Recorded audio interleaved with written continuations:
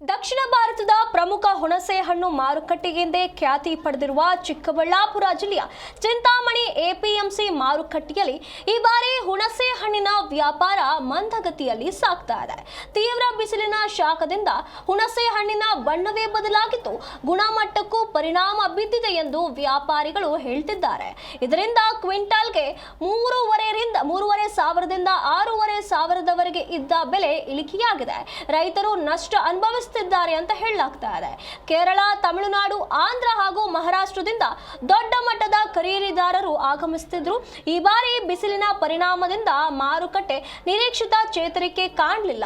ವಾರದಲ್ಲಿ 3 ದಿನ ನಡೆಯುವಂತಹ ಈ ಮಾರುಕಟ್ಟೆಯಲ್ಲಿ 100 ಟನ್ ಹುಣಸೆ ಹಣ್ಣು ವಹಿವಾಟು ನಡೆಯುತ್ತಿದ್ರು. ಸಾಗಾಟ ಹಾಗೂ ಕೂಲಿ ವೆಚ್ಚ ಹೆಚ್ಚಿರುವ ಕಾರಣ ರೈತರು ಲಾಭ ಕಡಿಮೆಯಾಗಿದೆ ಎಂದು ಅಸಮಾಧಾನ ವ್ಯಕ್ತಪಡಿಸುತ್ತಿದ್ದಾರೆ.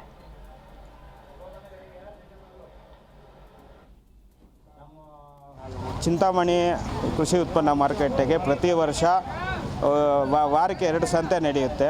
ಅದು 3 ತಿಂಗಳು ನಡೆಯುತ್ತೆ ವರ್ಷದಲ್ಲಿ. 30 ರಿಂದ 40 ಲಾರಿಯಷ್ಟು ಸರಕು ಬರುತ್ತೆ ನಮ್ಮ ಚಿಂತಾಮಣಿ ಮಾರ್ಕೆಟ್ಗೆ. ಇವಾಗ ಕಮ್ಮಿ ಆಗಿದೆ ಸರ್, ಸರಕು ಕಮ್ಮಿ ಆಗಿದೆ, ರೇಟು ಕಮ್ಮಿ ಆಗಿದೆ. ಯಾಕೆ ಅಂದರೆ ಇವಾಗ ಈ ಬಿಸಿಲು ಇದಕ್ಕೆ ಕಾಯಿ ಕಲರ್ ತಿರುಗಿದೆ, ಬ್ಲ್ಯಾಕ್ ಆಗಿದೆ. ಸೊ ಅದರಿಂದ ರೇಟು ಲಾಸ್ಟ್ ವೀಕ್ಗಿಂತ ಒಂದು 5 ರೂಪಾಯಿ 6 ರೂಪಾಯಿ ಡೌನ್ ಇದೆ ಕೆಜಿ ಮೇಲೆ. ಎಷ್ಟು ಬರುತ್ತೆ ಸರ್ ಪ್ರತಿ ವರ್ಷದಲ್ಲಿ? ಈ ವರ್ಷ ಎಷ್ಟು ಬರುತ್ತೆ ಸರ್ ವರ್ಕ್? ಸರ್ ಒಂದು ಮಂಗಳವಾರ ಶುಕ್ರವಾರ ಮಾತ್ರ ನಡೆಯುತ್ತೆ ಹುಣಸೆಕಾಯಿ ಸಂತೆಗಳು. ಒಂದು ಸಂತೆಗೆ ಬಂದು 30 ರಿಂದ 40 ಲಾರಿಗಳಷ್ಟು ಬರುತ್ತೆ ಸರ್ ಸರಕು. ಇದೆಲ್ಲ ಎಲ್ಲ ರಫ್ತಾಗುತ್ತೆ ಈಗ ಇಲ್ಲಿ ಸರ್? ಇದೆಲ್ಲ ತಮಿಳ್ನಾಡು, ಕೇರಳ, ಒಂದೊಂದು ಸಲ ಔಟ್ ಆಫ್ ಕಂಟ್ರೀಸ್ ಕೂಡ ಹೋಗುತ್ತೆ ಸರ್, ಅಲ್ಲಿ ವಾಂಟಿಂಗ್ ಇದ್ದರೆ. ವಾರದಲ್ಲಿ 2 ದಿವಸ ಹುಣಸೆಕಾಯಿ ಬರುತ್ತೆ.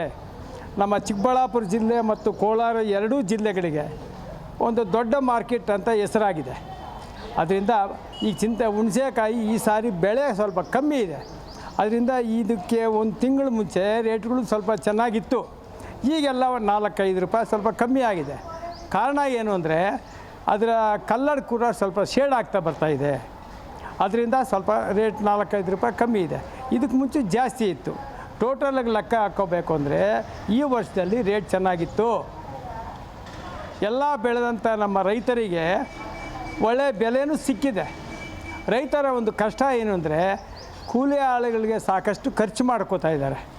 ಏನು ಮರದಿಂದ ಕಾಯಿ ಇಳಿಸಬೇಕಾದ್ರೆ ಸಾಕಷ್ಟು ಖರ್ಚಿದೆ.